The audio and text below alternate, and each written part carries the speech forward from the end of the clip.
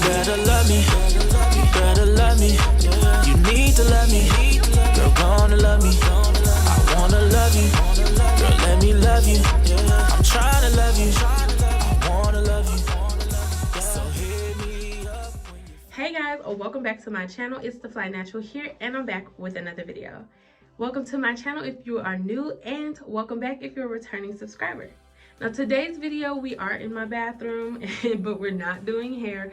I just needed a nice little quiet place to kind of hide out from the family. So here we are. Today's video is going to be some controversial ways that I care for my locks. Now, I am technically in the baby lock stage because I've only been locked about almost 7 months, and I do a lot of things to my hair and don't do things to my hair that I'm supposed to do at this stage, and it works for me. So full disclaimer, I am not saying by any means that you should do or not do these things to your hair, your locks, and you have to care for them the way that you see fit. And these are just some things that work for me and my locks. So let's just get right into it. So the first thing, I no longer braid and band. Now I mentioned this in my hot oil treatment video when I washed my hair, and I said that I no longer braid and band because it doesn't serve a purpose for me. Now it's really time consuming to do, and I hate putting rubber bands at the end of my hair. I don't feel as though that is the best thing to do because my ends are very fragile, and if I put the rubber bands there or any type of bands, I felt like it was just snagging at my hair. So I no longer braid and band. I haven't experienced any bunching on my locks because of me not braiding and banding. And also I noticed that after I stopped braiding and banding, I was able to keep in my locks in the back. I don't have that slippage in the nape of my neck anymore once I stopped braiding and banding. So I no longer braid and band. That just doesn't work for me. The next thing I have here is I don't always put a bonnet or a scarf on at night. I know this one is definitely a no-no, especially with me having 4C hair and it getting really dry and me having a cotton pillowcase and not silk, that it could tend to dry my locks out. Now sometimes I leave my bonnets and scarves down here in the bathroom on the shelf behind me, and when I get ready for the night, I just come in, brush my teeth, and completely disregard it and go upstairs. And by the time I'm upstairs, I don't feel like coming back down.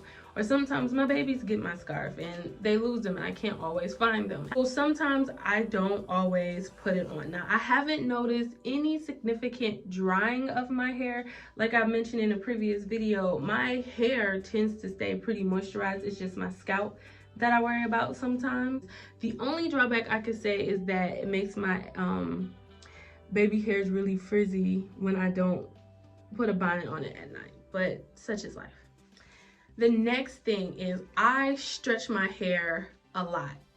I wear my hair in a stretched state a lot of the times. Not all of the times, but sometimes if I want to go out and I want to show a little length and or get a little volume, I would flat twist, 2 flat twists to the back, and then let that sit, and then it'll stretch it out and it'll make it longer. Now I know at this point in my journey, I should let it shrink so that way it could lock, because with me stretching it out, I'm manipulating it and thus, you know, making the locking process take a little longer.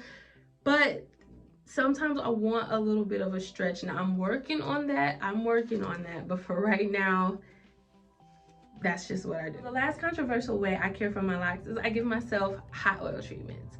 Now I know that it's not recommended for people in the baby lock stage of their journey to give themselves hot oil treatments because it'll be adding too much moisture into the hair, and it's best to just let it be.